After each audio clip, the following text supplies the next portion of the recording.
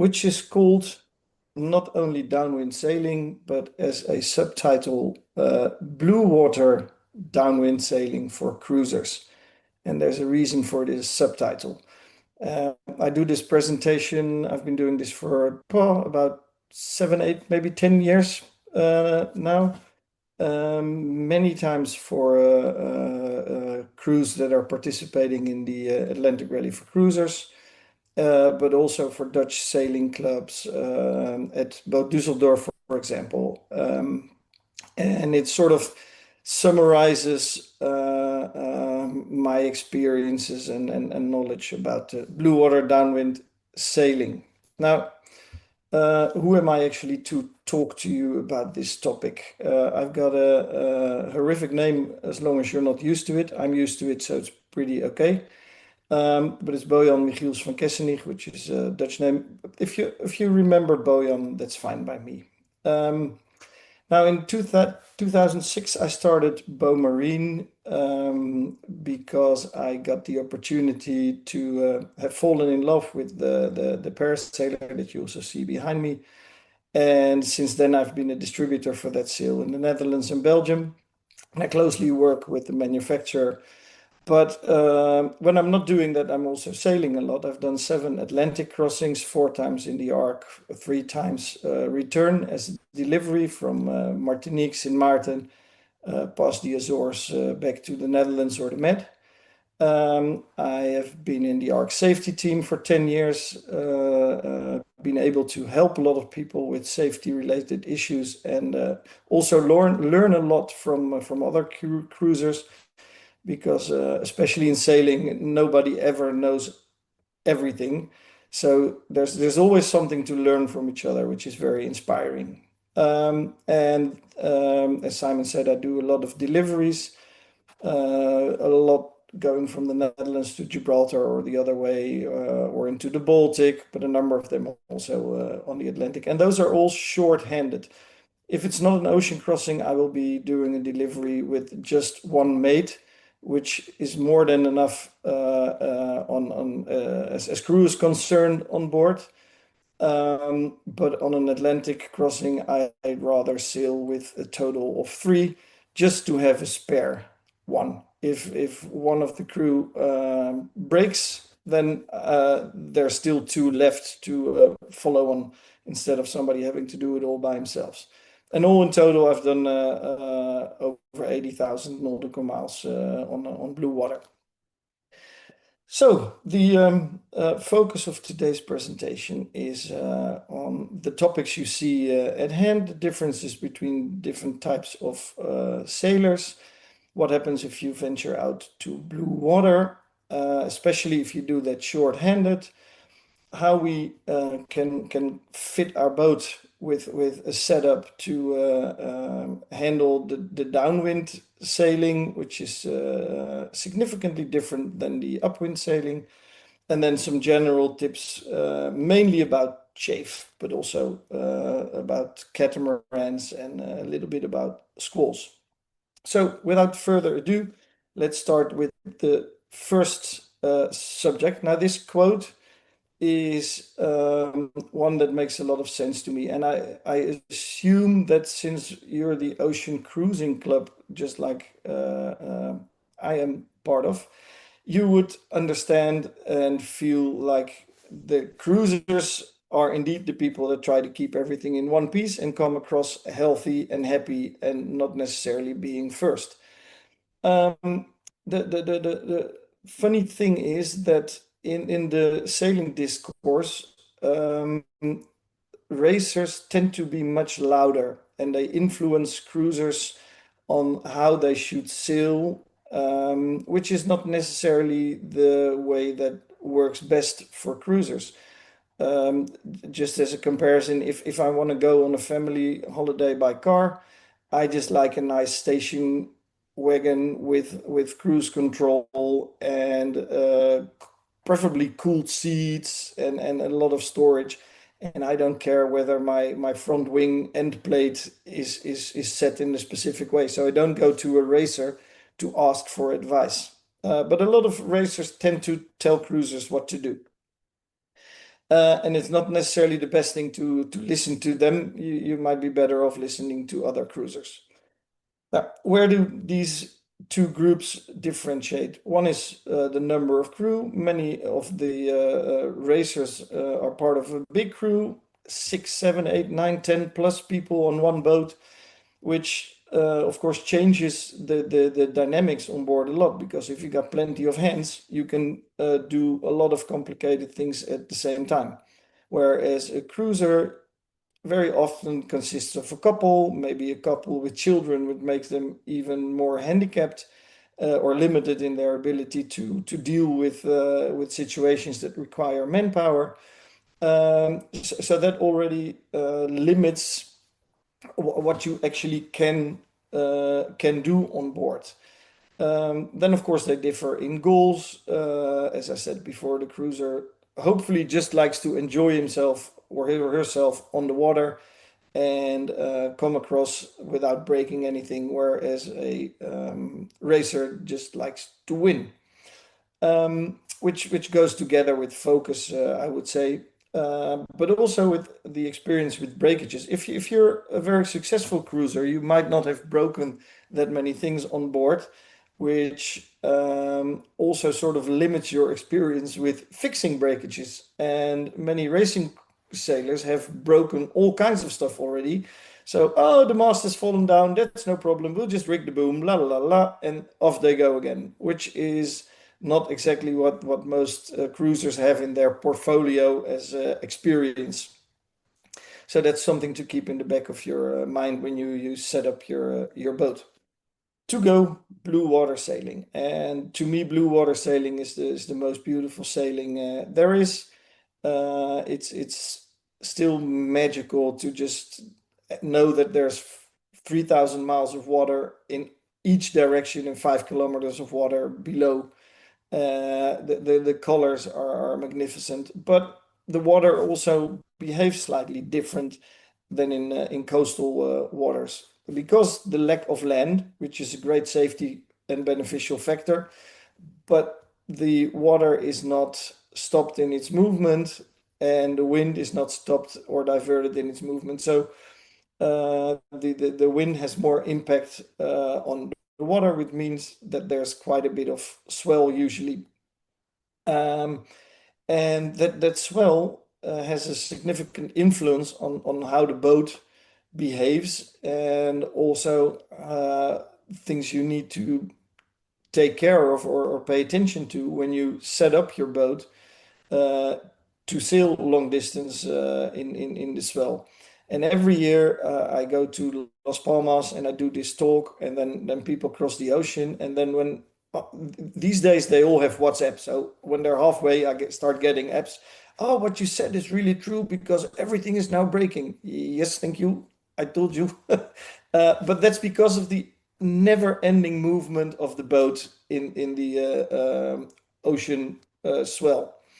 And apart from the fact that the boat moves all the time, sailing a straight course is well, rather ambitious, let's put it that way. It's quite difficult if your boat is lifted up every couple of seconds by a wave and then slides down that wave in some kind of direction. And if you can't steer a very specific course for a long time, that means that you're basically sailing a lot of courses during your movement.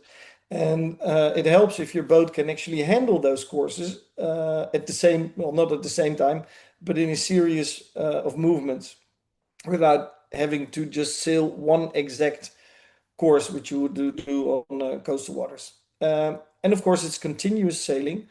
So in the back of your mind, you should always be aware of the fact that where on a weekend sail, if you break something, you just go back to port and you take out your cell phone, you call somebody, and they will come and fix it. Now, the person who will fix it is still there if you cross oceans. He's just pretty far ahead of you.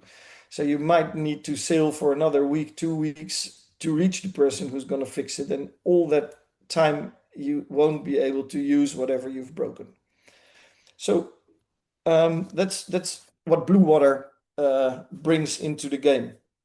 To just put that into some kind of perspective, a regular arc on a 40 to 50 foot yacht, which is 2,800 miles from Las Palmas to St. Lucia, is about 12 to 24 days. Most yachts will do it in about 17 to 19. Many cats will do it slightly quicker, and you've got some heavy boats that are slightly slower. But that's still about 4, 5, 6, 7 regular sailing seasons. And if in the back of your mind you think of everything that broke during the last 5 sailing seasons, you get an idea of what might break during that one single crossing. Um, and I forgot in my introduction that many of you have, of course, already crossed oceans, so you know what I'm talking about. So not to everybody, everything that I will say will come as new information, but I do hope that there's something in it for everybody at some specific corner of my talk. Um, so it's a number of seasons in one go. And apart from the or basically caused by the swell, you will also be rolling more or less, depending on the setup that you choose. There are setups and of course boat types that have less rolling. For example, you will be rolling much less on a catamaran. And if you have a setup that doesn't induce a lot of rolling. But the good news is, if you've got everything set up properly and you thought everything through and you got all your rig settings, okay, it's basically easy and comfortable sailing without too much to do. Luckily, usually every day on a crossing, something on the boat will break, which will give you an opportunity to spend a couple of hours that day to repair it. It could be toilets, it can be nav instruments, autopilots. Everything has the ability to keep you busy. But the sailing itself is rather simple because we all move with the spinning of the earth or basically against it. And even if we have nothing, if we sail under bare paws, we'll eventually get across. So short-handed sailing means, just as a reminder, you've got limited resources to solve problems, so best avoid them. One of the most significant safety factors in my book is the fitness of crew. And not everybody has looked at it in that way, but everybody who has watched a show like Aircraft Disaster or something remembers that really big disasters usually start with one minor decision that is incorrect, followed by a couple more. Now, the fitter you are, both physically and mentally, the smaller the chance that you will have a chain of bad decisions. And that after your first problem, you might be able to find the correct solution, not running into the second and or third. So making sure that you are not busy all the time managing the boat, but are able to get enough sleep, get the food you enjoy, and get relaxation is actually a way to get yourself across much safer than if you have to keep paying attention to what's going on the boat all the time. And it's for short-handed sailors, it's even more important to make sure that you take every possible measure to reduce wear and tear because of all the other points I made. So let's go sailing. Downwind sailing, which starts, I would say, at about 130, 140 apparent wind angle, is a totally different aerodynamical thing than upwind sailing. And your standard sails on the boat are designed and set up for upwind sailing, where you have flow around the sails, which creates lift and drag, and you are being pushed forward by diverting the course of the wind. If you go downwind, it's mainly drag. You're simply being pushed forward by the wind. And your rig is not ideal for that. One of the main reasons is it lacks sail area, and the biggest sail area you do have is actually at a not so great point of the boat, namely at the center where your mast is, and your mainsail will be actually pushing the boat where you better be pulled. To put this in a little bit of perspective, in 12 knots true, if you go at sail upwind at about 50 degrees apparent, you have an apparent wind speed of 20 knots over deck. And you think, oh, there's quite a bit of wind. And if you have crew or passengers on board that don't pay a lot of attention and you actually bear off and you sail downwind in the same 12 knots of true wind speed, you will all of a sudden notice that there's only 6 knots of apparent left because you're doing 6, hopefully, and there's only 6 left. And then the unaware passenger or not sailing minded person will come to the conclusion that the weather has finally cleared up and it's actually quite a nice day. But that has nothing to do with what's really going on. That is just you changing course. But that lack of apparent wind also has an effect on how your boat is moving forward. It needs much more sail area to work in that relatively low wind speed. And that's why many years ago, people already put up big spinnakers or jennakers like in this picture, just to get the extra sail area and get as much momentum out of the wind as possible. Now, one of the paradoxes in life, and I love paradoxes, is that a lot of cruisers love one of the setups that will be discussed in a bit, which is the standard pulled out jib and main setup, which is a very easy setup, but it induces rolling quite a lot. And the paradox is in the fact that they say, yes, we're not in a hurry, which is a valid point. But just like riding a bicycle, a certain amount of speed also makes you stable. And if you become too slow in these swell and stronger waves, your rolling will be much heavier because the boat doesn't have enough forward momentum to counter the effect of the waves on the boat. So a decent amount of speed actually makes you more stable and therefore more comfortable. So sometimes speed is actually quite good. You don't have to do top speed, but a certain amount of speed actually helps you get across more comfortably. So, what kind of setups are available to us? This is the whole list: main and pulled out jib, twin head sails, spinnaker, jennaker, parasailer, and a sail that is increasingly popular, but there's a reason why there's a question mark behind it in this slide. Let's just go through all of those setups. As I said, main and pulled out jib is by far the easiest setup with the least amount of investment or adjustment needed to your boat. Basically, all you need is a pole. And if you are lazy and smart, you take a pole that is on a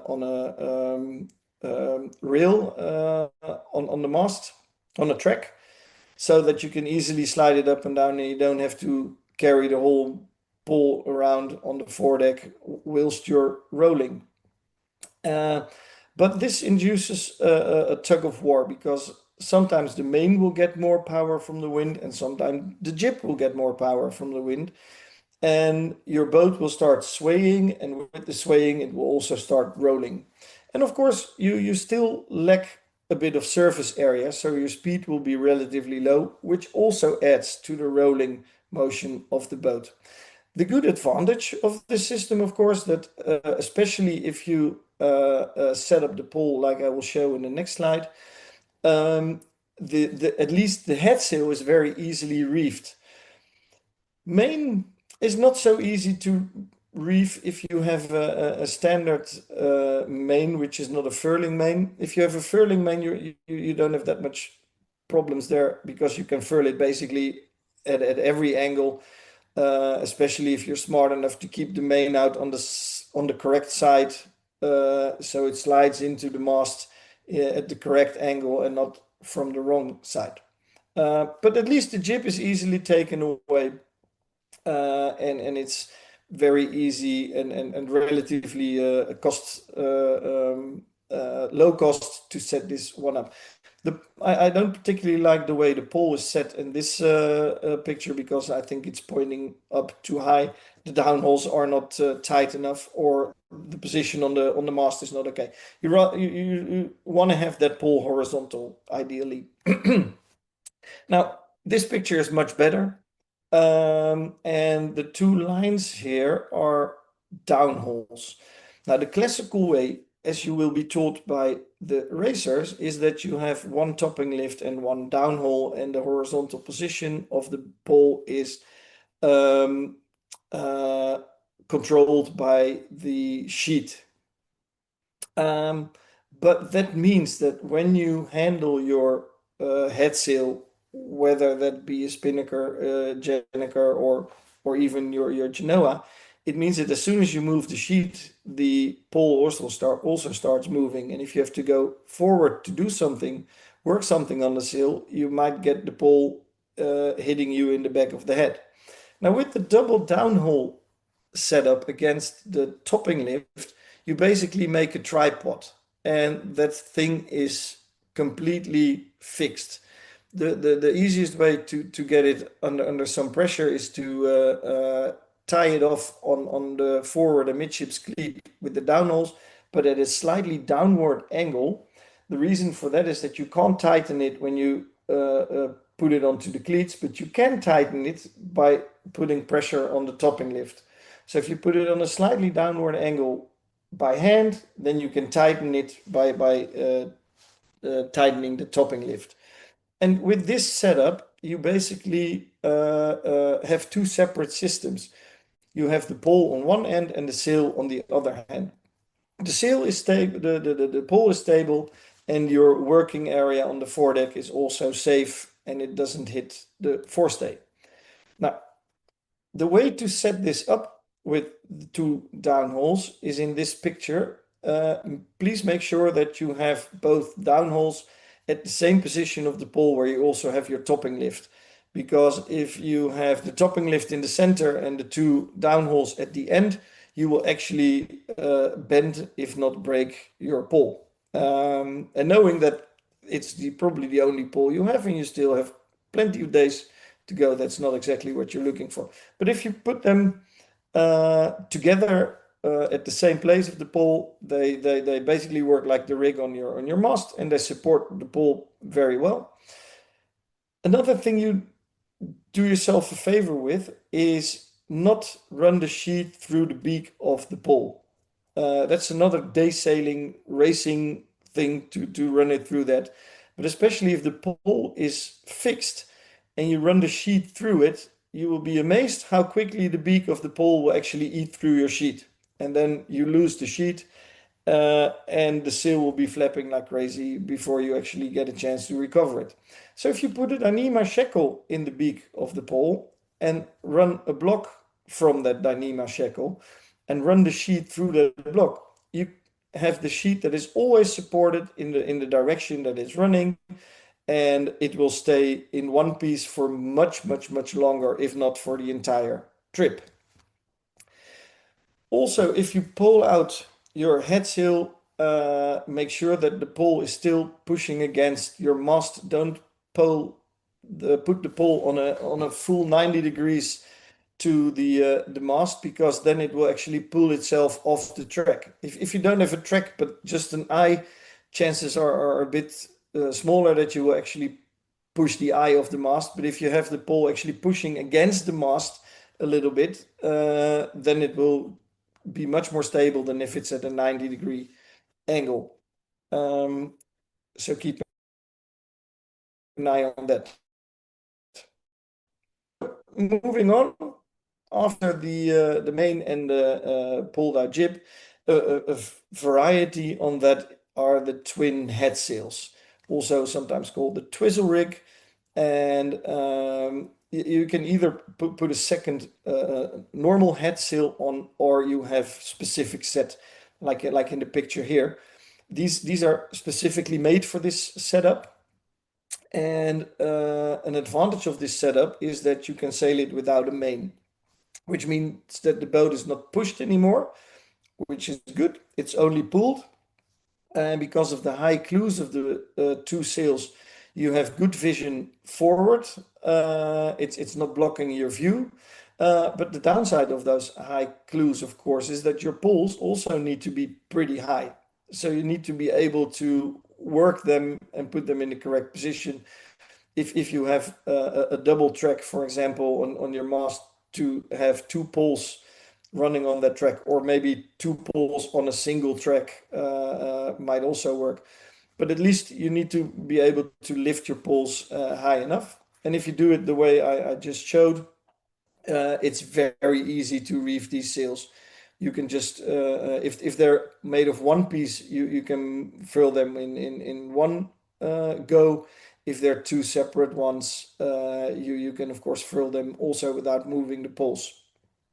However, in this setup, you do need two poles instead of one, which makes your life slightly more complicated.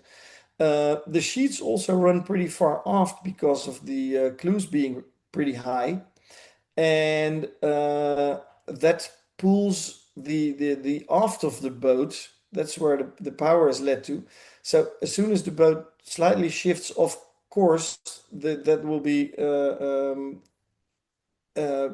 made worse by the fact that the sheet pulls at the aft of the boat. And the rolling in this setup is pretty bad, maybe even worse than with the main and the pulled out jib. Here you see a picture of that where you can sort of reduce rolling a bit. If you're off center, if you're not sailing that downwind, you can of course move one pole more forward and one pole slightly more aft, and then the sails are better adjusted for the wind angle. You will notice that the rolling will be less. The boat will still be swaying quite a bit from 140 to 180. So it's not a very steady setup. But as I discussed with Simon earlier, everything in sailing is a compromise. So this is sort of the downside of this setup. But again, it's nice that both sails are pulling your boat. It's easily reefed, so it's a very safe setup. Now, before I venture on to other sails, let me just quickly go into a little sidetrack with aerodynamics. In the picture here, you see old style parachutes. And even in the picture, you already see that the men hanging from those parachutes, I guess in the old days it was only men, they are swinging quite violently, and you might remember that watching old war movies. The reason for that is that the parachutes in the days were completely closed, because otherwise people were afraid that otherwise the guys would just crash. But if it's a closed bag, the wind that actually is caught in the bag has nowhere to go. It can only escape out from the sides. And if, of course, it escapes on the one side, there will be a pocket of less air on that side, which makes the men swing to the other side, which will open up the side for some more air to escape, which will then make sure that the swinging motion goes the other way. So these men came down swinging.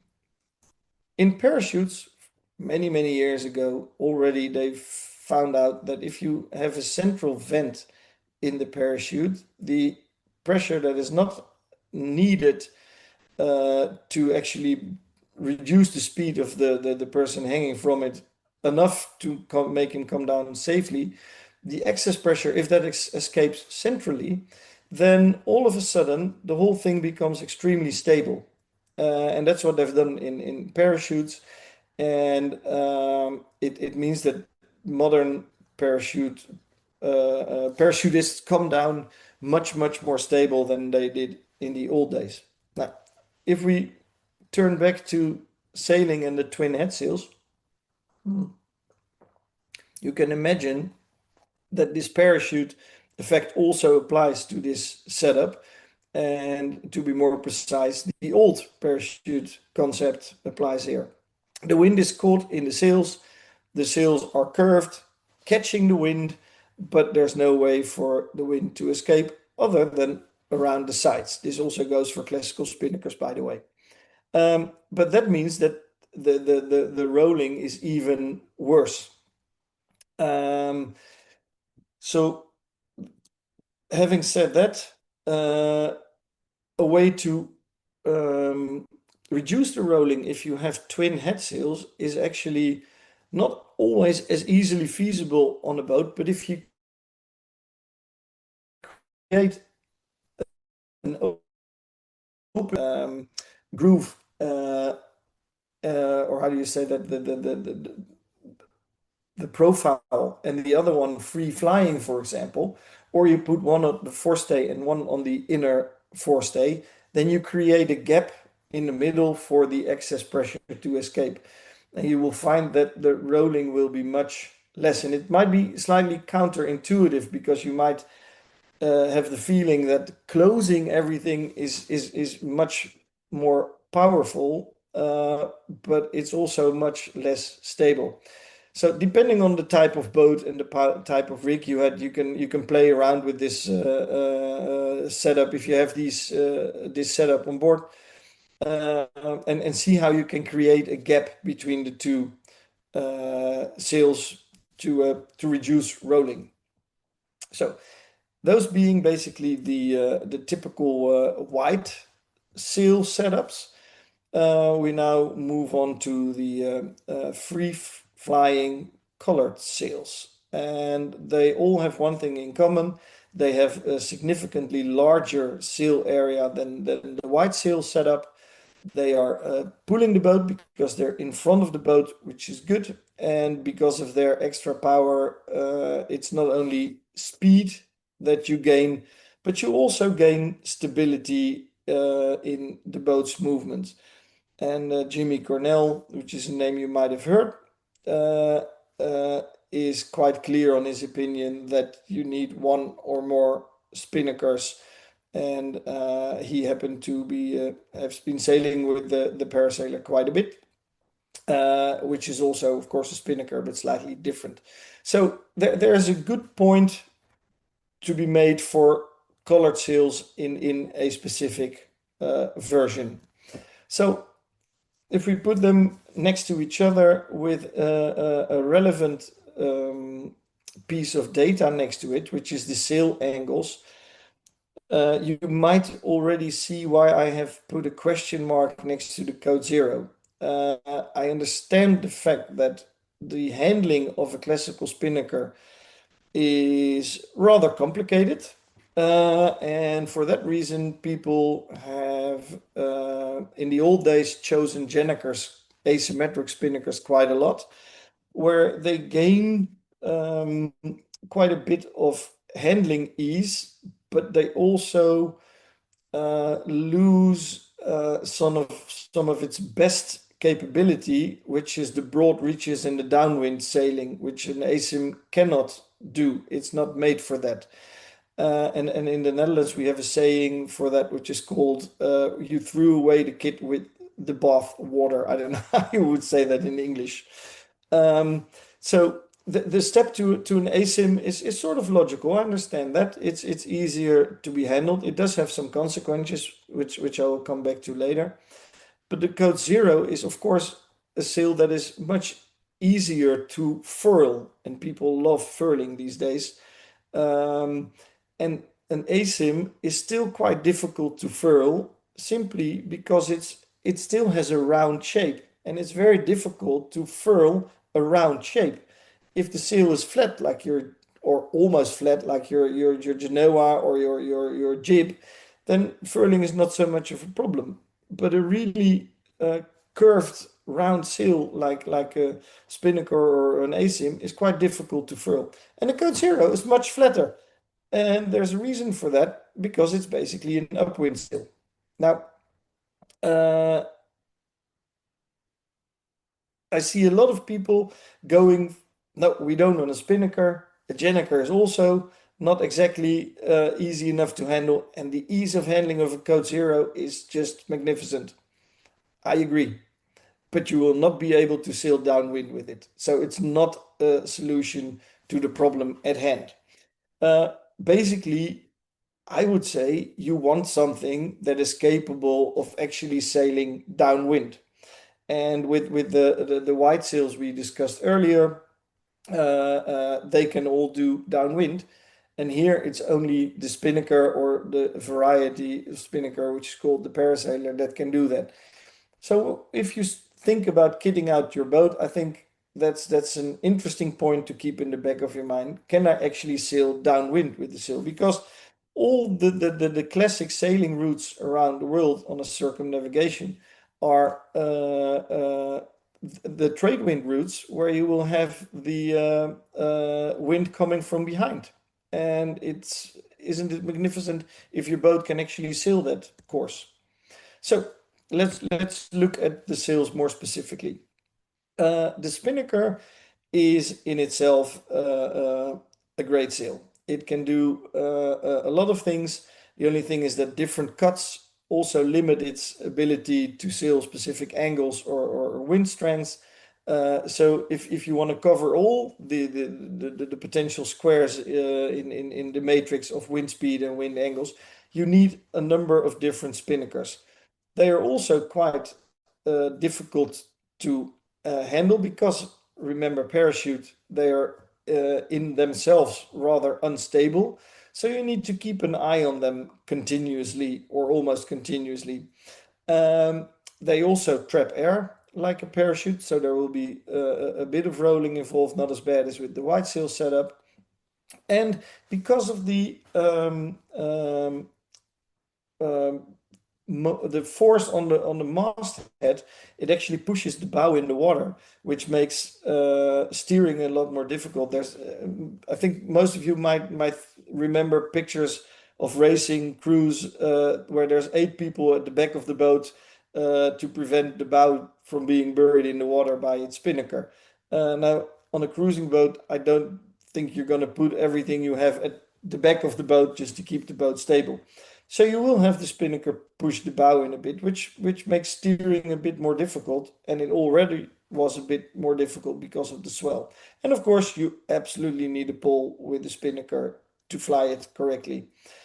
This is a diagram of what I just discussed, with the bow being pushed in the water. That's simply because the resistance through the water for the hull is much greater than the resistance through the air of the masthead. And therefore it lifts the aft and pushes the bow in. And the complication is in the fact that the steering is so critical to keep the spinnaker filled properly, but the spinnaker sort of creates problems for steering and therewith its own handling. And if we look at the classical picture here, where we have a mainsail in front or behind the spinnaker, depending on your perspective, it blankets part of the spinnaker and also spills dirty air in it, making it even less stable and actually reducing stability. And this is one of those points where classic racing sailing interferes with cruising sailing.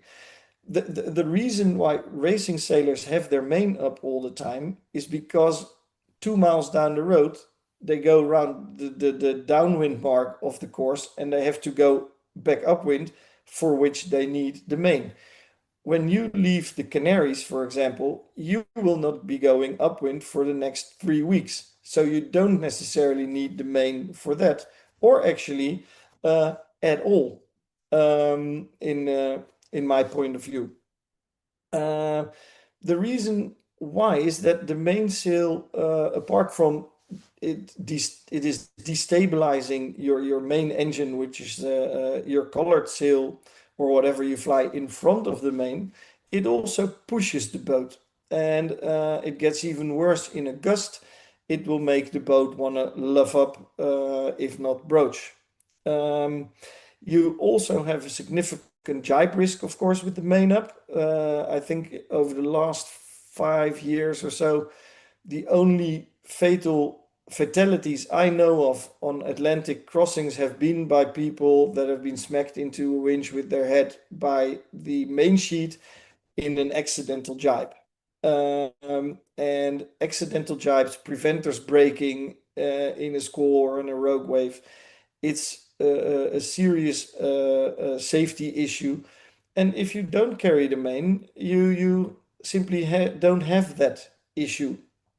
It's also a lot quieter, and your run will be generally a lot safer. So have you not tried this before and you have a colored sail?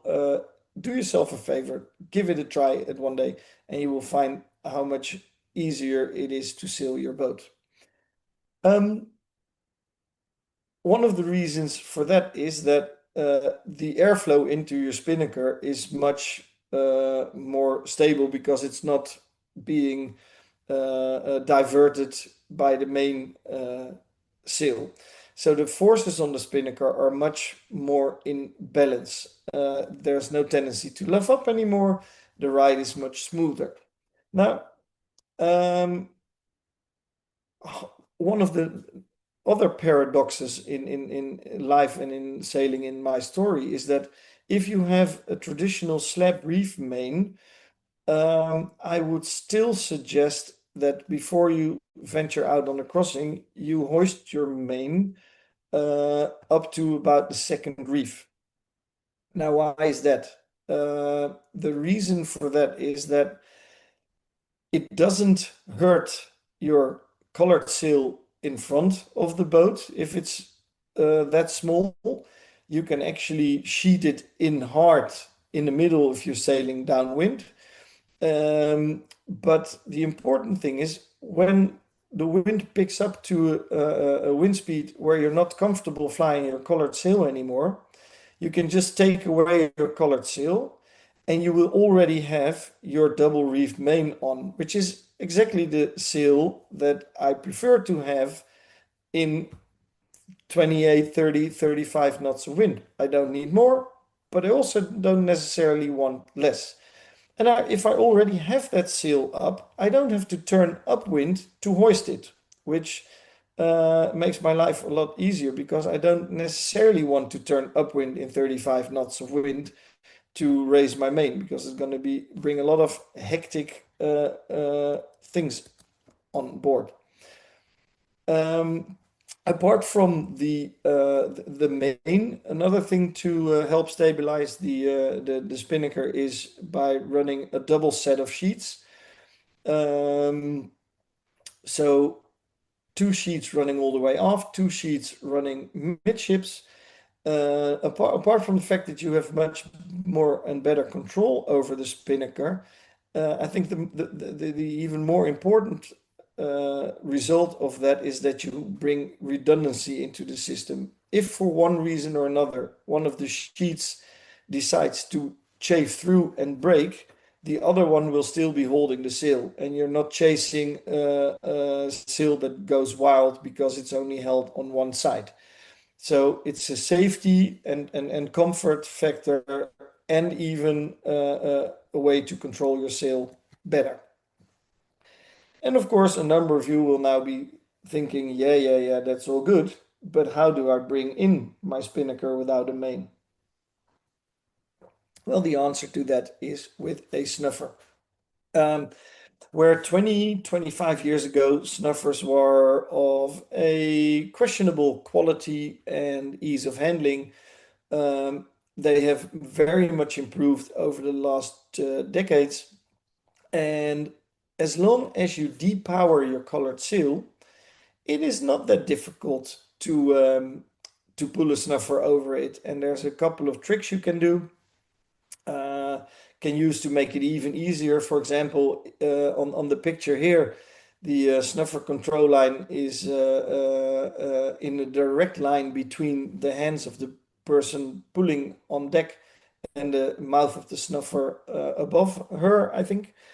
But if you want a more stable position, you can, of course, lead the snuffer control line through a snatch block that you've attached to a strong point on your foredeck. And instead of pulling down, you are now actually pulling up against the deck, and you have a much more stable position, and you can exert much more force on the line. And there's in the climbing business, there are also a number of devices available where you can have a snatch block functionality, but with a blocking factor the other way, sort of like a ratchet block.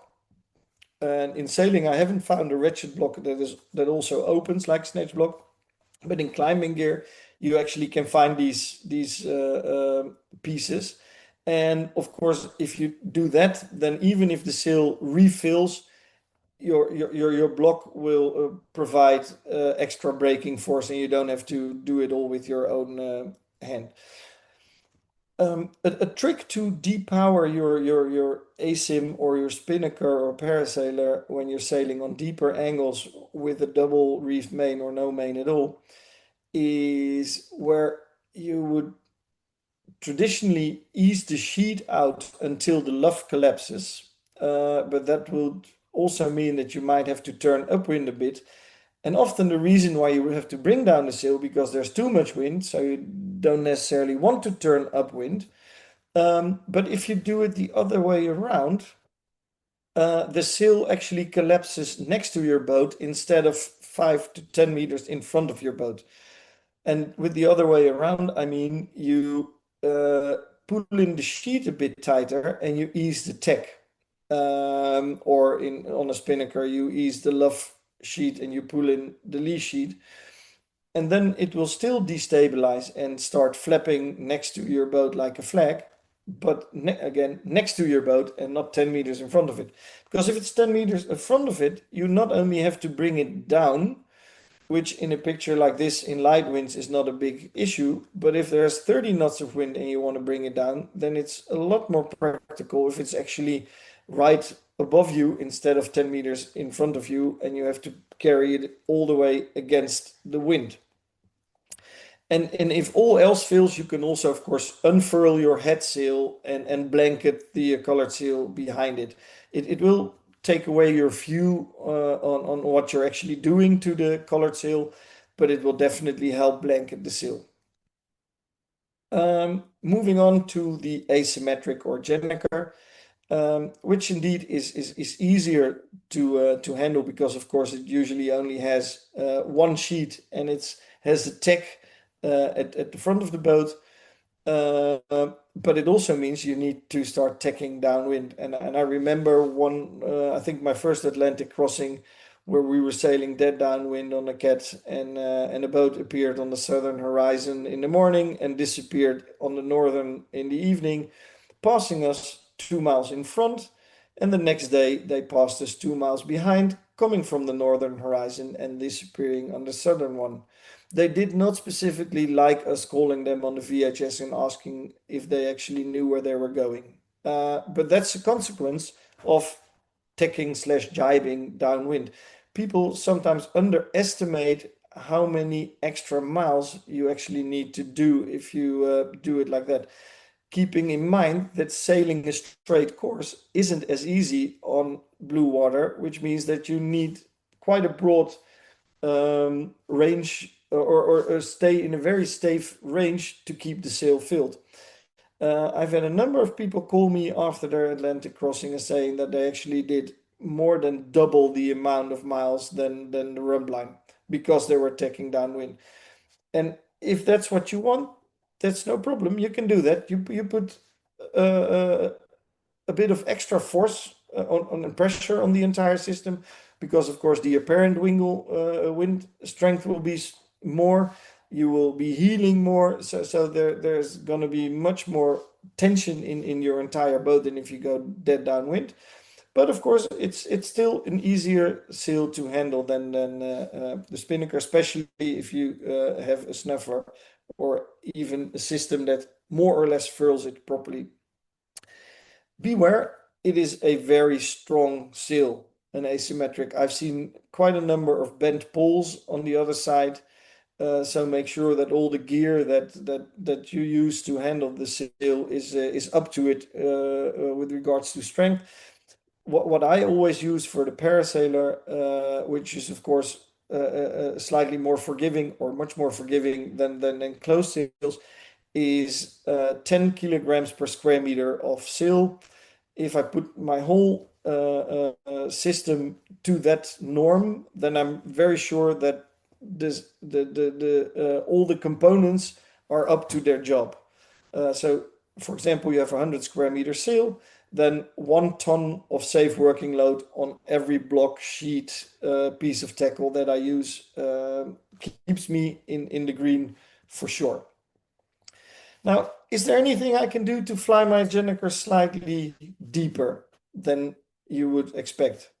Yes, there's a couple of tricks. One is make sure you have an adjustable tack, so you can ease out the tack to have it fly higher, which will sort of turn it into a halfway symmetric sail while still being asymmetric. But at least it will be able to fly slightly deeper. And another trick, especially if you don't have a pole, is use a device called a tacker, which is basically a brace that you can attach around your furled up head sail, and then attach the glue of the asym to that, which will keep the luff of the Gennaker nicely close to the hard line of the ship. And of course, if you make sure you have enough lines and snatch blocks and stuff to play around with the sheets, you can actually position it much better than if you just have the standard sheet. For example, having a barber hauler is a very useful bit of kit, not only on an asym but also on a spinnaker, parasailer, whatever. And with the tacker, you will be heeling less, and so you have more thrust forward. And as with any sail, make sure that you have practiced and acquainted yourself with all the procedures before you set off on the crossing. It still surprises me the things I need to teach people in the week before the start in Las Palmas. Many of the participants are very well prepared and experienced, and some of them, well, I would say have questionable experience, and those are usually the ones that experience breakages on their way down. Code zero, just a quick confirmation of what I said earlier. It's an upwind sail. It also has a rather limited wind spectrum. Very often in 12 knots apparent, you already need to start furling it because it can't take much more than that. But it's for the wrong angles. So what is it that one might actually want from an ideal downwind blue water sail? It would be nice if it can sail many different angles and handle many different wind speeds. It helps if it's easy steering, not only if you're hand steering, but also for your autopilot. It will squeak less, it will last longer, and you have a more comfortable ride. It helps if it cushions gusts. And it helps if the bow is lifted instead of buried into the water, because the steering will be much better and the ride will be much more comfortable. And it helps if it doesn't collapse quickly, so trim is not as critical as it is with many other sails, and it becomes even more nice if it actually minimizes rolling. And I think I have a video. Oh, the video comes in a couple of slides. Does this sail exist? In my book, it does. I came across the parasailer when none of you had ever heard of it, which is about 22 years ago during my first arc. We set it on the boat in Las Palmas, we doused it in St. Lucia, and it was the only sail we used for the entire trip. And why does this sail work so well? Well, remember the parachute story? This is what the parasailer has. It has a central vent, and in this vent there is a wing. And this wing shape produces not only thrust and lift, actually compensating the momentum on the masthead and therewith keeping the bow out of the water. But it also increases thrust over when the wind speed increases in a exponential way. But because of the wing having air chambers and filling itself, just like an air mattress, it becomes semi-rigid and it starts to work like a soft sail batten, actually pushing the leaches of the sail apart. And that combined with the fact that the flow of air actually goes through the sail makes it a whole lot more stable than a classical spinnaker. You don't need to trim it as much, and it will reduce the rolling very significantly. And I think this is where the video comes in. Let's see if it also plays in this setup. Oh yeah, there it was. Sorry. Maybe one more. Yeah, there it goes. This is a shot about 25 years ago already. So excuse me for the quality, but this is an Amel flying those nice double head sails. So it's got an ASIM type of sail on starboard and a Genoa sail on port. And you see how the horizon moves against the boat. And if you look at the horizon with the parasailer up on the same boat, you see a different kind of motion because the guardrail and the horizon stay more or less parallel all the time. So that's a big comfort thing. Now, is there just one parasailer? Yes and no. In Germany, they have a fantastic word for that, which is Jein. Over the years, there's been developed a number of different sails. The central wing shape is the original parasailer as was brought onto the market in 2004 by Istec.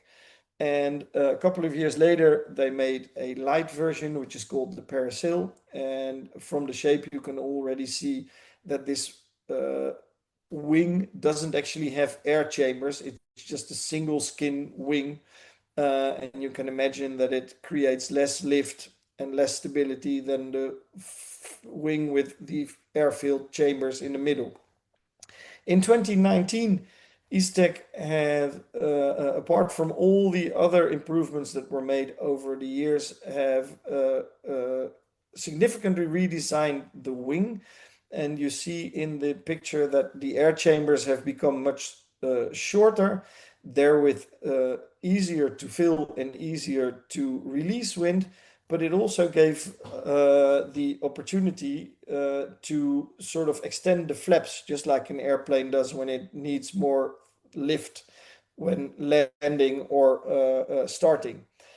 So it is easier to handle, but it's more powerful than the old wing. Now, to confuse all of you sailors, these original 2004 and 2007 designs are now also on the market under a different name. And they are presented as if they're something new, which they're basically not, because it's the design that we made 20 years ago. Be aware of that there are different wings, and different wings have different functions and different performances. I won't go into this to very deep extent. Just beware of the fact that not every 4x4 is actually a Toyota Land Cruiser, and get informed before you just believe whatever is being told to you. Keep an eye on the different sails. Put this in the information from the last, let's say, 20 minutes in a table. What do we get here? For sailing downwind, basically a spinnaker or a parasailer is the sail to go for downwind. Gennaker to a lesser extent, and a Code Zero, forget about it. When we look at handling, the parasailer is really good at handling, very, very easy and stable. But the Gennaker is also quite stable, and the fact that the Code Zero is quite easy to handle, sorry, The fact that the code 0 is easy to handle is more or less irrelevant. I'll just leave it out of the equation for now. Looking at stability, the Gennaker, quite okay. Spinnaker, not so. Parasailer, very good.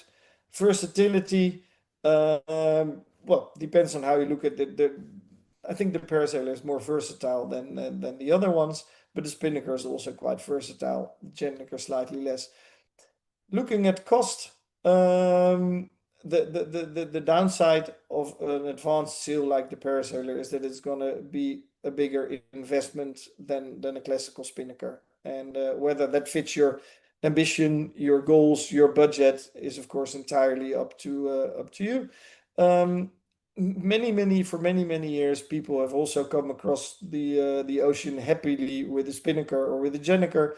So as said before, eventually you will cross whatever, just what you are looking for. So that concludes the different sail types. There's a number of things that I still want to address with regards to the colored sails to make your life easier on those passages. The first thing in stronger winds is try to bring the sheeting points further forward. That relieves the momentum on the aft of your boat, which keeps it more stable. The distance between the boat and the sail is also shorter. Now, this is where it becomes more of a balancing act, because on the one hand, you want to keep all lines short in stronger winds, but on the other hand, you still want the sail to be able to breathe. Just like when you have your boat in a mooring, you don't tighten all your mooring lines extremely when you know there's a storm coming, because the system needs to be able to absorb shock loads. So there's a balance between keeping everything short and tight and allowing for the sail to absorb a gust or a funny movement of a wave. And if you are tired of rolling, you might find that if you fly your sail slightly off center and also change your course to slightly off center to 160, 170, 170, 165 degrees, and staying just away of the 180, you will find that your boat will be rolling a lot less. So that's an option you have while you're underway to play with your course. And of course, watch out for chafe. Chafe will be discussed in more detail in a bit. But colored sails are also made of relatively light cloth. Although I saw a Gennaker on an Outremer a couple of weeks ago, which was 200 grams per square meter. I was quite amazed how heavy that bugger was. But in general, colored sails are light cloth. And light cloth has a tendency to lose the battle if it encounters sharp points. Now, your foredeck might have quite a number of sharp points that can be screws in the step that you use to step on deck on the more classical monohulls. It can be cut off tie wraps where you have your nav lights. It can be splint rings and pins that hold your guardrail or your furler or whatever. And if you fly a colored sail, it is really wise to spend 15 minutes to half an hour on your foredeck, touching everything, looking at everything from below, from the side, to find any sharp points or edges that might hurt the sail on your trip. Because again, you are not a professional sailmaker, you don't have professional equipment. So if your sail gets hurt, you might lose its functionality for the rest of the trip. Taping everything off with tape is a very good solution. You can also put some Sikaflex or bathroom kit on sharp edges, and of course, you will always do your deck check every day during your crossing. So keep an eye on those points to see if they're still covered up and safe. And if your sail is big enough, or slightly too big maybe, what can happen if the wind suddenly drops down is that your sail will drop down too. And it might get caught below your anchor. And that's a very classic situation where it will actually rip from your anchor. Something that looks pretty odd is if you would have like a broom or something, you can actually tie that onto your anchor roller with the broom sticking out 1.5 meters in front of the anchor roller, therewith catching the sail when it actually falls down, so it has no option to actually catch under the anchor. And it looks quite stupid, but hey, you're in the middle of the Atlantic. Nobody's gonna come that close to have a look at it. If they actually come that close, you've got bigger problems than your image. So it's a very nice thing to protect your sail. A short story about steering.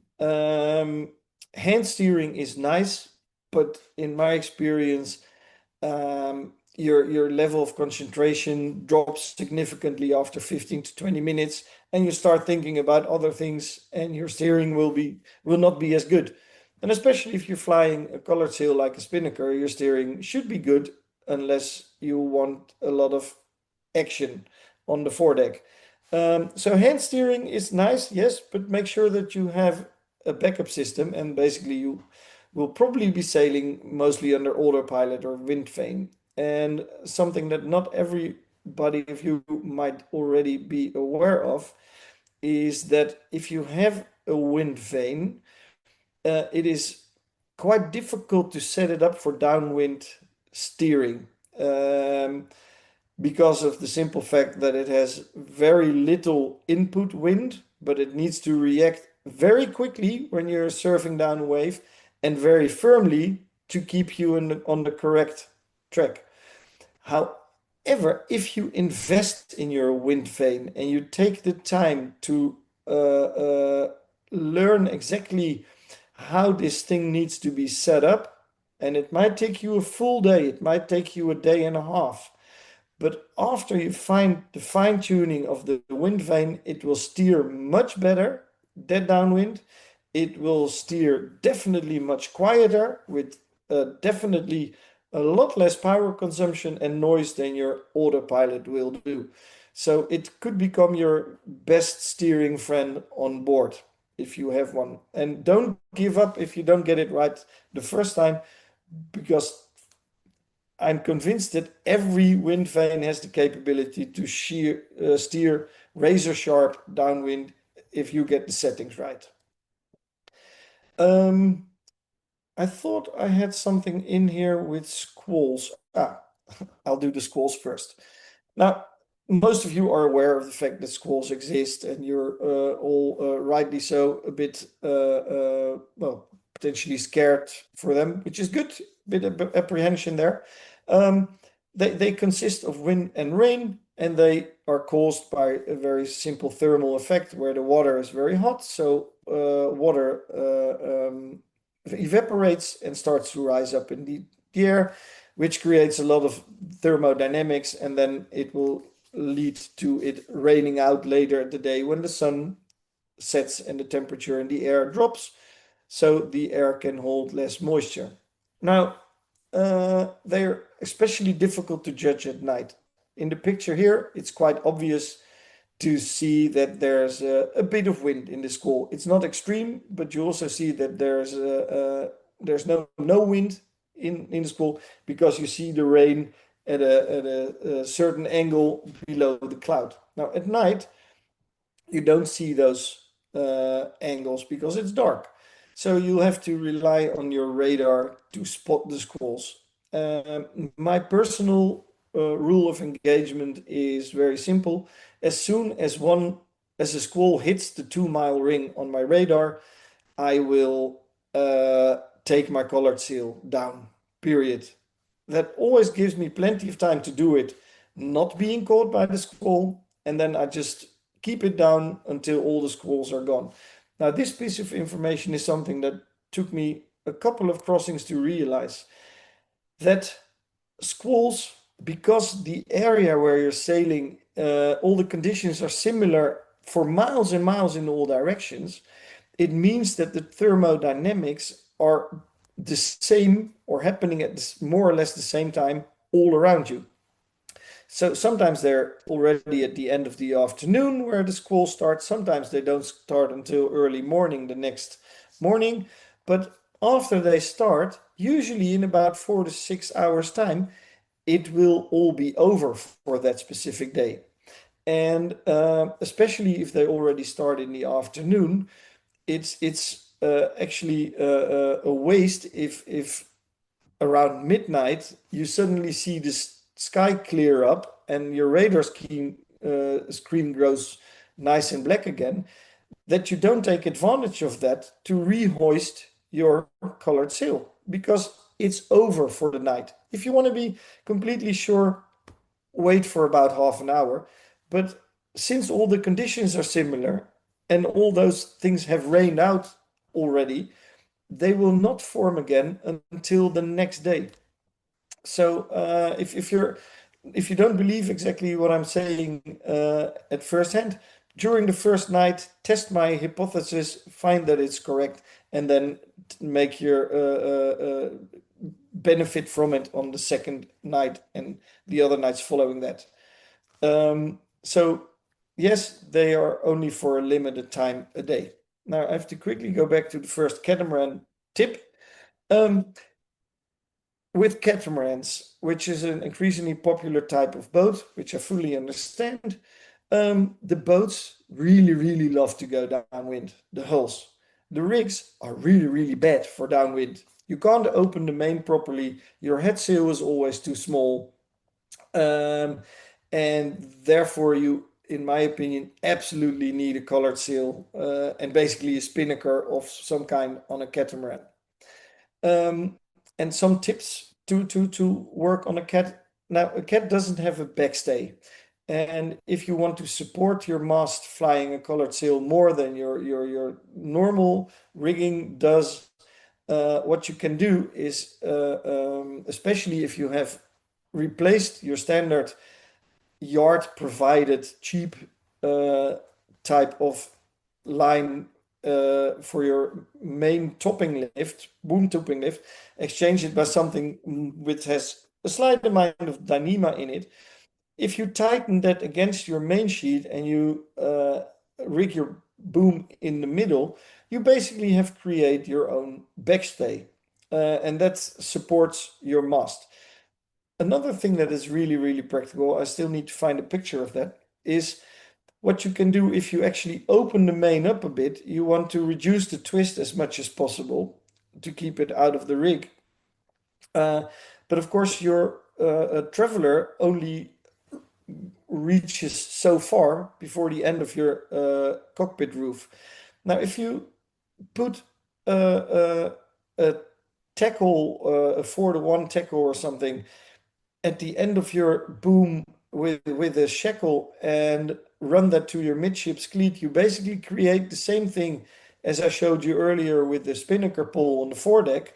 You can create the same setup, a tripod with your boom and your main sheet for your mainsail on the back of a cat. And therewith you can keep the sail more in one position and reduce twist.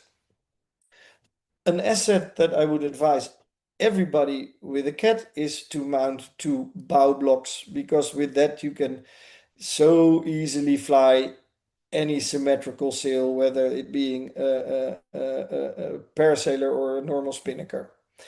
The Here you see a diagram of how you can fly. We use that for the parasailer, but it also works for symmetrical standard sail.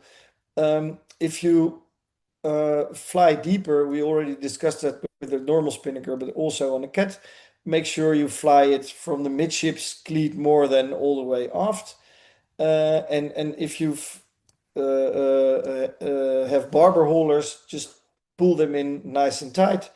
In general, the straighter course to your destination, which is downwind, will be easier on your autopilot as well as shorter. That brings us to chafe, which happens wherever two materials touch. and it's a killer on long passages. If I rub my finger over my hand like this for a minute, nothing will happen. If I do it for an hour, I'm pretty sure I will have touched my bone already. Now, this is what happens to all your lines and all your blocks and everything you have on board as well. And on day and weekend sails, that's no problem at all, because before something breaks, you will have already spotted the damage and done something about it. And even if something breaks, you're close to port, so somebody will come and fix it. But on a crossing, not preventing chafe, in my opinion, is unacceptable. Apart from the fact that you might lose some bits and pieces of kit and material, if something gives and breaks, you risk personal injury, and that's far, far worse because your resources to handle an injury on board are very, very limited in the middle of the ocean. So already from that standpoint, you should prevent chafe as much as you can. And of course, you don't have any possibilities for external repairs. So therefore, prevention is absolutely critical.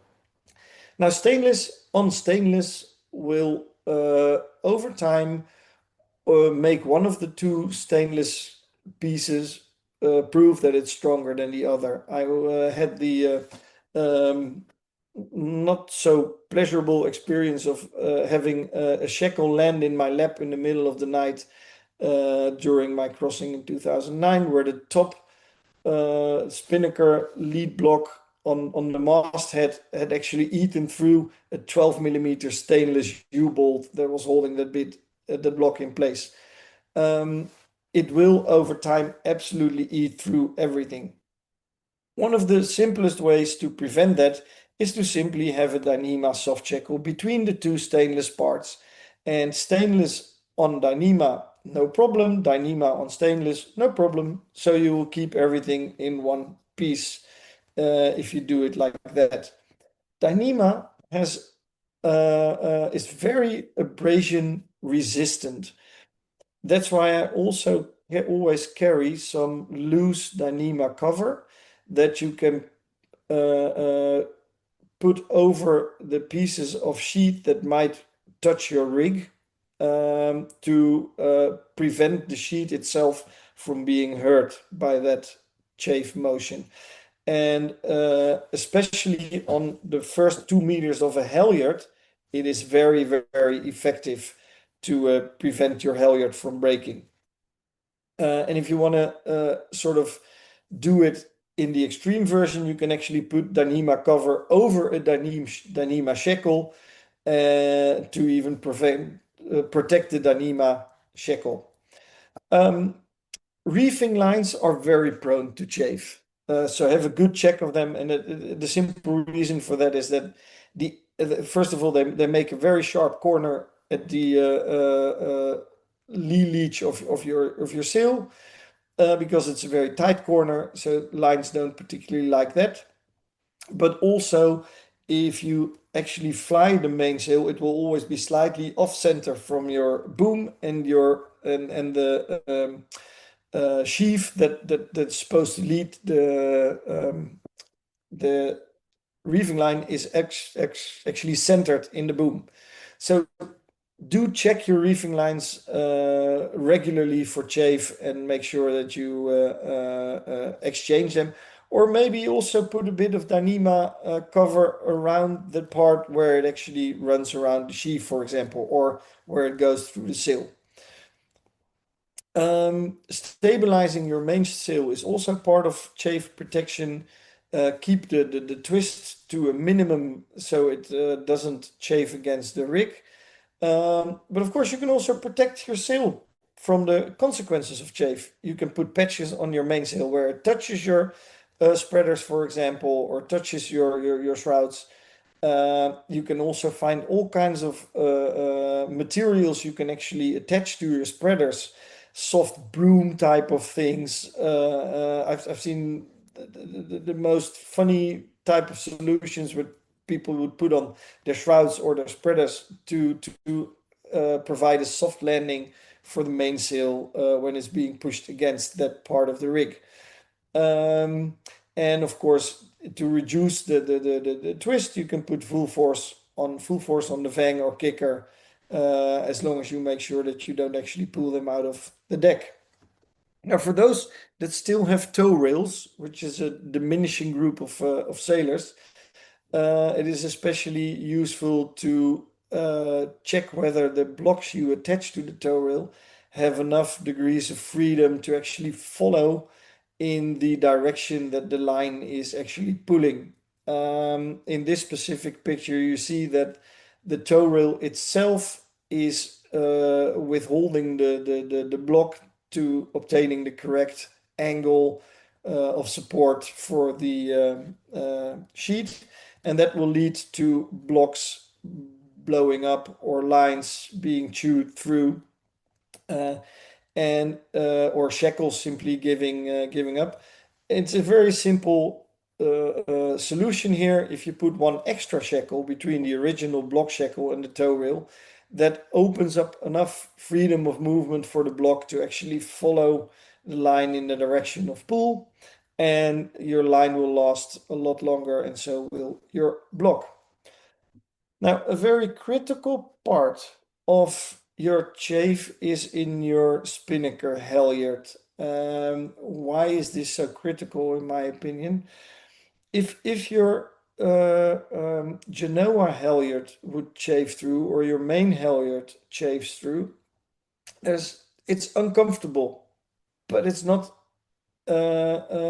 really a big problem, because your Genoa will just slide down the furling profile. Your main will just drop on top of into the lazy bag. But if your spinnaker halyard breaks, your colored sail will fly and drop in front of your boat while you're sailing, and you'll probably be sailing over it, which will give you a good couple of hours of fun trying to retrieve the thing. And chances are relatively big that when you have retrieved it, you will find that it's useless for the rest of the trip. So the spinnaker halyard is absolutely critical to keep in one piece. And that brings us to the issue of a 2-to-1 halyard that is very often used now on boats flying a code zero. Now, in my opinion, misconception is that you actually need a 2-to-1 halyard for your code zero if you are a cruiser.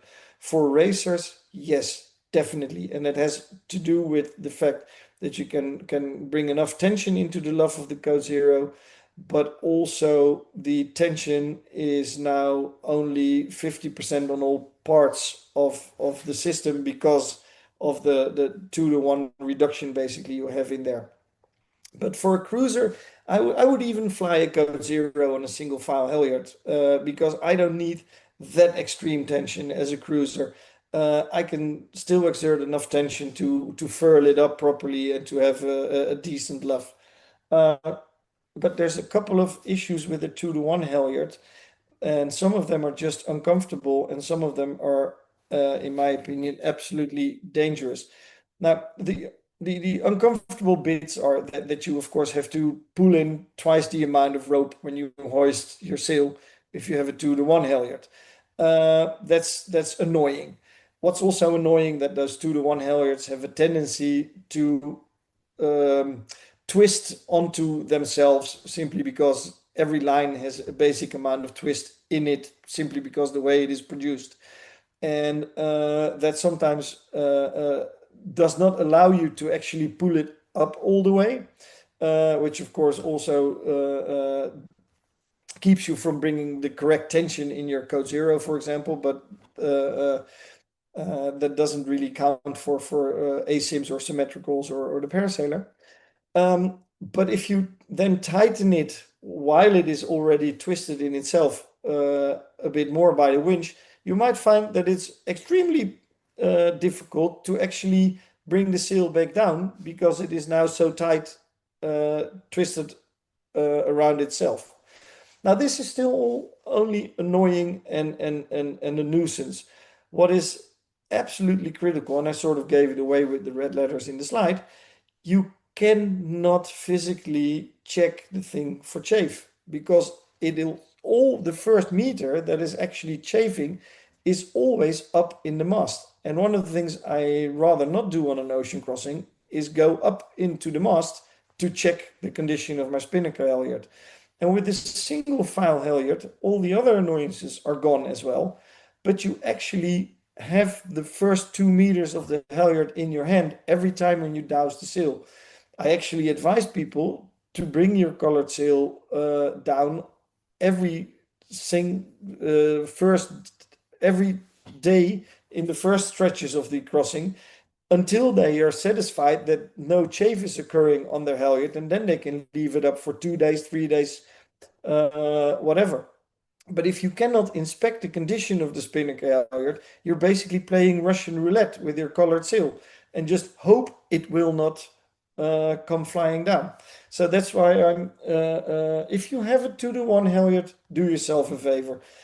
Drop some more money out of your pocket and also install a single file halyard for your ASIM, spinnaker, or parasailer.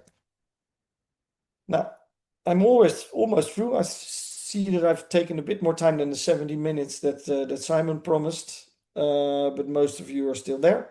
Your spinnaker halyard needs to be led over a proper block at the top of the mast.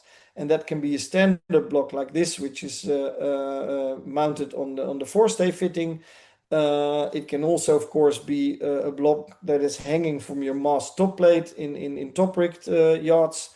As long as it's a proper block with a proper sheave that has the ability to follow the sail in its movements against the boat.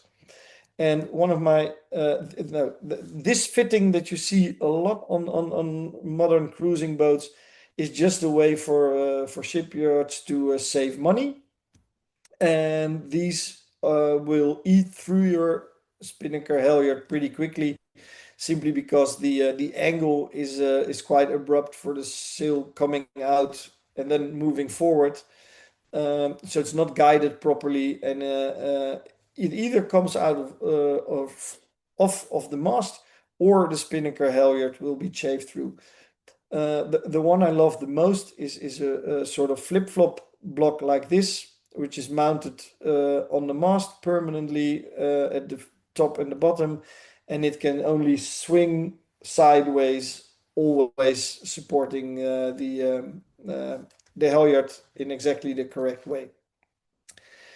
This is another scary picture. What happens if you get too light materials, and so pay a bit of attention of what you actually have up there. I know it's hard to see from deck, but get in your bowman's chair and climb up, or have a rigger check it and make sure you spend a bit of money and time and attention to that.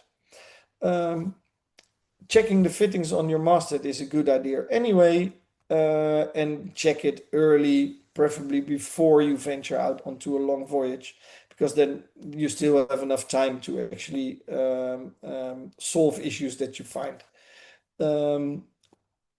Same thing here. Your home port is where you check all your setups and your sails to ensure that it will stay in one piece during the crossing and not just before the crossing. As I said earlier, that will most probably lead to breakages along the way.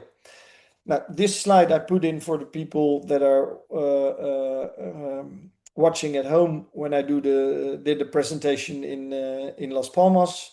But this is the time when you're still at home to start practicing, to start playing around with everything you have, learning from what you have, learning from what you're doing wrong, and improving, so that by the time you actually do the crossing, you have made all the mistakes and learned from them. And this is about the end. Well, this is not about, this is the end of my presentation. So I'm ready for all your questions at this point. If you want to contact me by any way, you can either use the QR code or write down my email or my phone number. I'm also on WhatsApp. If you have specific questions for me, you can do that after the session. But now I think I should answer some questions. What do you think, Simon? Well done, Bojan. What a treasure trove of information you've gone through there. So I've learned a shed loads so about the dynamics and stability of sales that I certainly never knew. But we have got some questions. I've asked Peter Patrick to open his mic and to go ahead. Uh, can't see him. Can you hear me, Peter? He was there for a second and then he sort of disappeared. Yeah, I'm not quite sure what's happened there. But you see his question on there. Can you speak about the design benefits and drawbacks of the Bluewater runner sail? Um, yes, well, the Bluewater runner sail is basically the twin head sail version, which can be furled centrally. So it has all the advantages it has is of course that it's got a bigger sail area than the normal twin head sails, but it's still an old style parachute type of sail, so it catches the wind and you will be rolling a bit, but the handling is a lot easier than the traditional twin head sails, and you got more sail area. Yeah. Is that the same as the Simbo rig then, Bojan? Is that The what? the Simbo rig, which has got you run two head sails on one forestay with the single halyard, and then when you jump, Okay. you put one sail on top of the other, if you like. Yeah, you can do that, and I think One Sails now also has a version of that where you can actually fly them as one sail stacked up on each other, and or apart, and then as basically as a twizzle rig for downwind, Yeah. and yeah, so that's similar. I think Peter had a problem with his microphone. He's put a comment in there. I think Ken had a question, but I think he's gone offline. I must give a shout out for junk rigs. So a veteran OCC member would say that the sailboats that we've all got, which is basically mast, foresail, and mainsail, is completely inappropriate for downwind sailing because he was David Tyler was the guru of junk rig sailing for downwind, but. Great sales, I gather, for downwind sailing. You have any experience with junk rigs? No, I don't. But they've been around longer than modern yachts have been, Absolutely. and they apparently work. They just haven't found much of a place in modern yachting, and I think it's quite difficult to combine them with the rigs we have. Yeah, So you basically need to set up your boat completely, well, not upside down, but completely different than the way you get it to be yeah, able to fly that yeah. sail. I think he's converted the odd boat to junk rig, and of course they're unstayed, so major works. But Yeah, major uh, works. if you're prepared to put it in, it's a different way of going downwind, which works for us. Certainly worked for him. He sailed all over the place, but he's not online, so I can't speak for him. Anybody else got any questions for Bojan? It's an amazing talk. I hadn't appreciated at all that parachutes had holes in them, and certainly I didn't know the reasons for Yeah. it. Somewhat counterintuitive having a hole in your parachute, but yeah, makes sense. Makes sense. You don't want to know how counterintuitive it is to have a hole in your sail. We've been looked at as complete idiots for many years by sailors who thought we were completely bonkers by having a hole in the sail. But once you understand the basic physics behind it, it makes a whole lot of sense. And I guess for those who've got cutter rigs, that explains why having pulled out twin heads, pulled out jib and staysail is actually probably more stable than having twin head sails on the forestay, because you've got that slot for the wind to go through. You have a slot, exactly. Yeah. And I noticed there's an increasing trend for the staysails to be moved further forward to become a kind of slutter type rig or Solent or whatever. Presuming that just lets you carry a bigger staysail than if you mount it further aft. You still got the Yeah, of advantage course. of If your stay slot for the wind goes to go out through. further forward, then you can fly bigger sails. Yeah. I can't see any more questions. Anybody want to put a hand up? A question, if you don't want to type it, just put your hand up and I'll open your microphone. I'm conscious that you're losing your voice.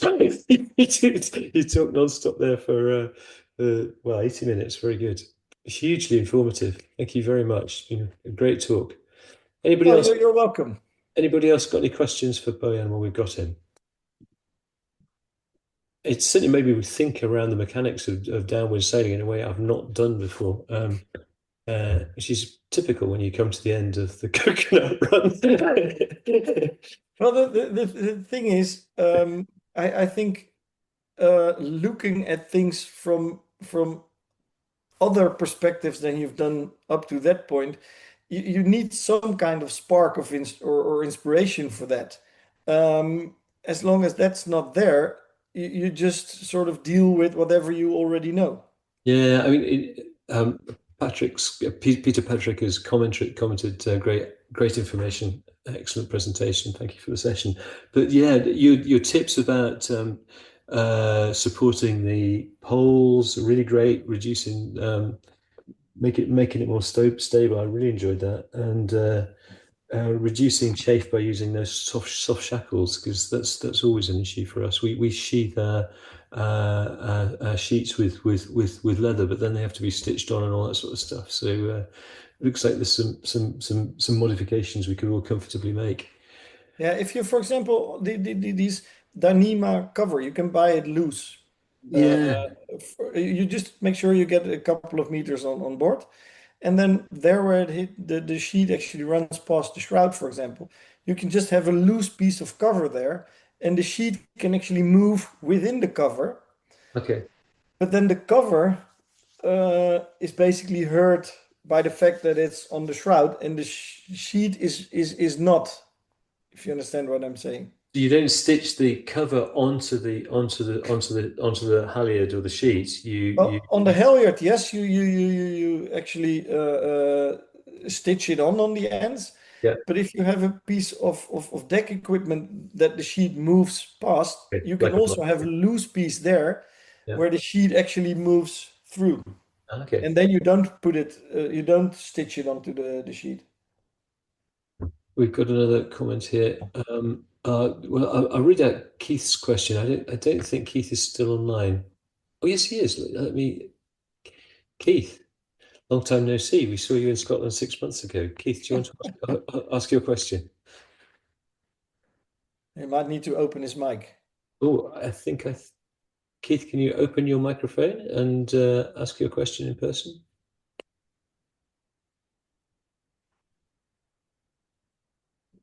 In my picture, he's still muted. Yeah, no, he can. He should be able to open it. I've asked him to unmute. I can't do it remotely, I'm afraid. So Keith, we can't hear you, unfortunately. Not quite sure why that's the case, but it says, "Hi guys, my information on kite type sales. Any information on kite type sales?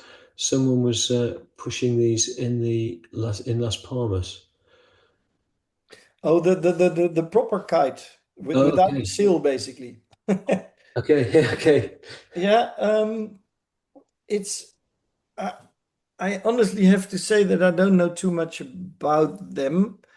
Um, the concept as such, of course, has been looked into for many years. And if you have a kite that just flies by itself and you don't have a sail around it, you technically don't even need to have a mast because you can fly it from the deck. That's why some freight carriers also play around with kites. And the, the the good thing is that they're quite powerful. The bad thing is they can't be that big because otherwise they'll be very difficult to handle, and especially if they drop into the water. I don't have any personal experience with it, so I'm just saying this as I think it is. Um, I think it's quite difficult to steer continuously. Kites in itself are becoming more and more stable. and we might actually get to a point where it is always stable. But as long as it's not always stable, the result of it not being stable for at some specific point is that it's going to drop into the water, I guess. Mm. And that's a situation that I'm not so sure of how you can easily recover from that. Um, but I know that the guy that was pushing them in Las Palmas has done so for a couple of years, and he's very convinced about the concept. So maybe next November when I'm there, I might try to find him and go sailing with him and see what it is, and then next year I can come back and tell you about it. Very good, thank you. Ben, I'm going to let you go. You've had a tremendous talk, much appreciated. Thank you very, very much indeed. And uh, there aren't any more questions on there at the moment, but many thanks from the Ocean Cruising Club, and Yes, look yeah. forward to seeing you on the water sooner or later. I'm not sure where, but it would be good to catch up sometime. Maybe at Dusseldorf or somewhere like that. I'm in Düsseldorf all days. We're in hall 10 and usually stand F41. But since you've got my contact details, you can always contact me. I'm in Düsseldorf all days, every day. So do come by and Okay. we'll have a chat there. Yeah, Looking forward to that. we went to Dusseldorf on the way to skiing last year, so we might just do the same this year. You never know. Yeah, why not? It's the best show in Europe, I think. This is completely extraordinary. Thank you very much, and good You're night. And welcome. thank you everybody who's dialed in. And Bye bye. good See you night. in Düsseldorf. Yeah, see you in Düsseldorf. Good night. Bye bye.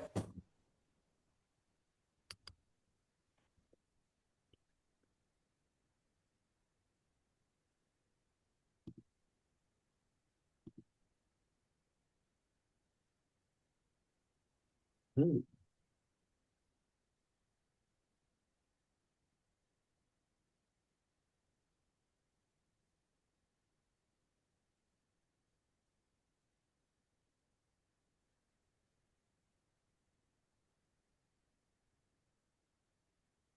I can't seem to leave, Simon. Yeah, I'm not quite sure what's happened there. We got you. Hello. Yeah, How can I leave? I don't know. I want to leave. Oh, there we I've, go. Now I can leave. I've closed it Have a down. good evening. And you too. Good night. Thank you. Cheers.